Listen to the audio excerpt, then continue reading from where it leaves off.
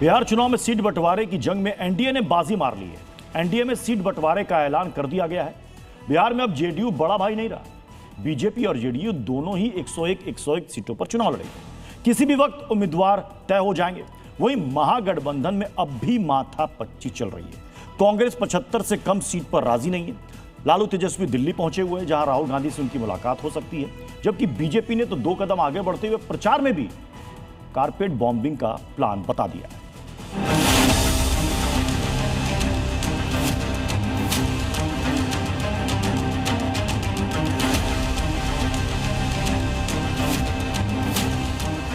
पाटलिपुत्र के संग्राम का बिगुल बज चुका है। 25 दिन बाद बिहार की जनता नई सरकार चुनेगी।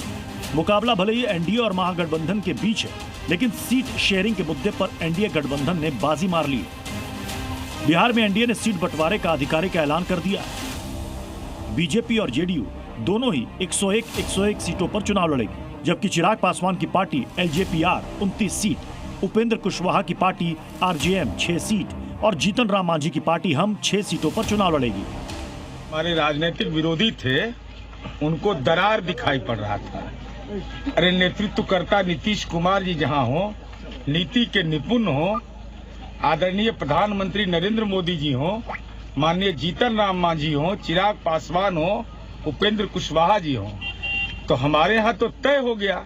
सीटों की संख्या का निर्धारण भी हो गया, कौन कितनी सीटों पर लड़ेगा, और यह संकल्प भी ले लिया गया कि 2025 में फिर से नीतीश। सीट बंटवारे के बाद एनडीए की सभी पार्टियां उम्मीदवारों के ऐलान की तैयारी में जुटी है। बीजेपी केंद्रीय चुनाव समिति ने उम्मीदवारों के नाम पर मंथन किया। इस बैठक में पीएम मोदी के साथ साथ अमित शाह, जेपी नड्डा सहित बिहार के बड़े नेता मौजूद थे। एनडीए में सब कुछ ठीक है, इसका सिग्नल आज केंद्रीय मंत्री जीतन राम मांझी ने सबसे पहले दिया। सोशल मीडिया पोस्ट के जरिए मांझी ने साफ साफ बता दिया कि वो अपनी अंतिम सांस तक पीएम मोदी के साथ रहेंगे। साथ में बिहार चुनाव के परिणामों की भविष्यवाणी भी कर दी। कह दिया कि बिहार में बहार होगी, नीतीश संग पीएम मोदी की सरकार होगी। अध्यक्ष वो हैं, वो कहते हैं, उनकी बात को तो मानना ही पड़ेगा। क्या फाइनल हो गया तो हो गया होगा। सर संतुष्ट हो गए आप सर? हमको कोई पता भी नहीं है। 8 सीटों को लेकर सर जो बातें कही थी अपनी पार्टी को लेकर सर, उसके भाई हम अनुशासित लोग हैं, जो अनुशासन में हम रहेंगे, जो सीटें मिलेंगी उसको रहेंगे। एनडीए ने तो अब सीट बांट ली है, लेकिन महागठबंधन में गांठ बरकरार है। आरजेडी और कांग्रेस में तनातनी के बीच आज खुद लालू यादव को मोर्चा संभालना पड़ा। लालू यादव दिल्ली के लिए फ्लाइट पकड़ने के लिए व्हीलचेयर से पटना एयरपोर्ट पहुंचे। साथ में तेजस्वी यादव और राबड़ी देवी भी थी। प्लेन के भीतर तेजस्वी और कांग्रेस नेता अखिलेश प्रसाद सिंह साथ साथ बैठे नजर आए। यानी जमीन पर जब सहमति नहीं बन पाई तो आसमान में गठबंधन की गांठ दूर करने की कोशिश की गई। बताया जा रहा है कि दिल्ली में तेजस्वी यादव राहुल गांधी से मुलाकात कर सकते हैं। सूत्रों के मुताबिक बिहार में कांग्रेस 76 से अधिक सीटों पर दावा कर रही है, जबकि आरजेडी 50 से 55 से ज्यादा सीट देने के मूड में नहीं है। तेजस्वी ये भी चाहते हैं कि उन्हें महागठबंधन का सीएम कैंडिडेट घोषित किया जाए। बताया जा रहा है कि कांग्रेस इसके लिए राजी तो है, लेकिन वो अपनी हिस्सेदारी कम नहीं करना चाहती है, जबकि सीपीआई-एमएल, सीपीआई और सीपीएम 45 सीटें मांग रही है, जिसकी वजह से सीट बंटवारे का फार्मूला तय नहीं हो पा रहा है। महागठबंधन थोड़ा सा आश्वस्त हुआ है, तो दिल्ली जा रहे हैं, और आपको पता है कि सब डॉक्टर दिल्ली में है, तो वहाँ पे बेहतर उपचार हो जाएगा और स्वस्थ होके हम लोग पटना लौटेंगे।